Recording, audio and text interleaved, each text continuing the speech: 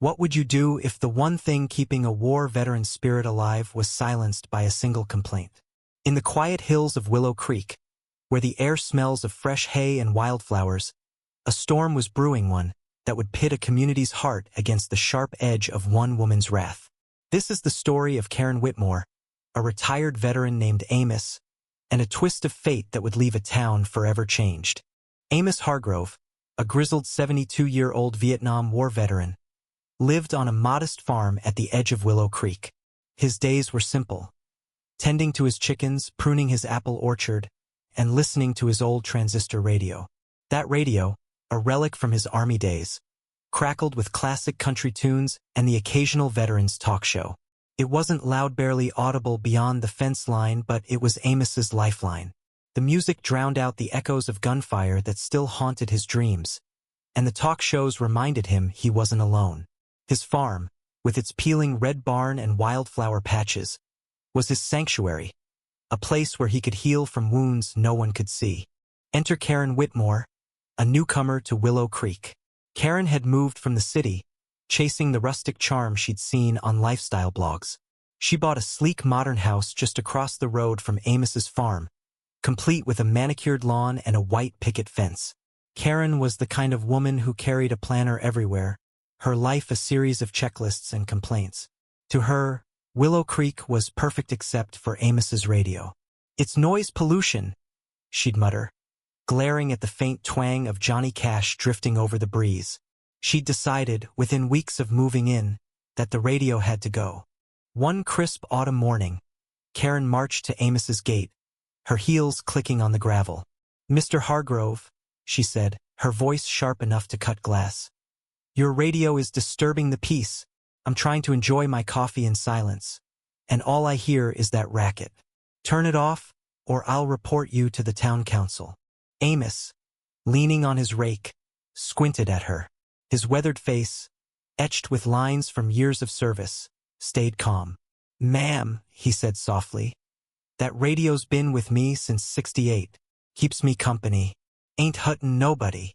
Karen scoffed, tossing her hair. "It's hurting me. You have 1 week." She spun on her heel and left, leaving Amos staring at the dust she'd kicked up. The town buzzed with whispers. Most folks loved Amos. He'd helped rebuild the community center after a fire, donated apples to the school, and never missed a Memorial Day ceremony. But Karen was relentless. She filed a formal complaint with the town council, citing excessive noise and demanding Amos's radio be banned.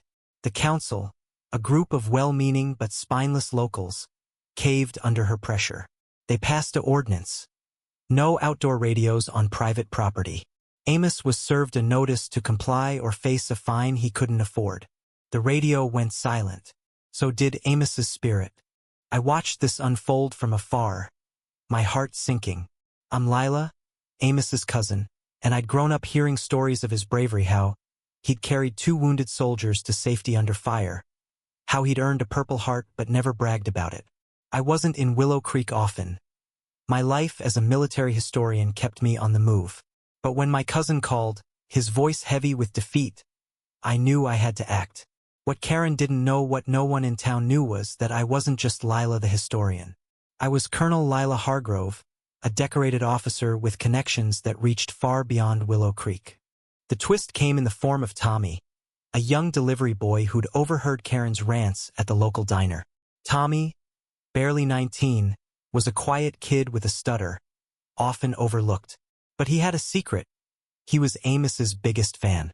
Every week, he'd sneak apples from Amos's orchard and leave homemade cookies in return, a silent thank you for the veteran's kindness. When Tommy heard Karen bragging about shutting down that old man, he did something unexpected. He wrote to me, a shaky handwritten letter, spilling everything: Karen's complaint, the council's ruling, and Amos's silence. "Miss Lila," he wrote, "Amos don't smile no more. Please help." I arrived in Willow Creek on a chilly November evening, my colonel's uniform tucked away in my suitcase. I didn't want to intimidate anyone yet. My first stop was Amos's farm. He sat on his porch, the radio off, staring at the horizon. "Lila," he said, his voice cracking, They took my music, took my peace. I hugged him, promising I'd fix it. But I needed a plan, and I needed it to sting. Karen's campaign hadn't stopped at Amos. She'd started targeting other locals complaining about a neighbor's wind chimes, the church's bell, even kids playing in the park. She was a one-woman wrecking ball, and the town was buckling. I decided to fight fire with fire. I called in a favor from an old friend, Major General Evelyn Carter, who happened to oversee a veterans outreach program. Evelyn had a knack for theatrics and a deep love for justice. Together, we hatched a plan to turn Karen's complaint into a wake-up call. The town council meeting was packed, the air thick with tension. Karen stood at the podium, smugly defending her noise ordinance.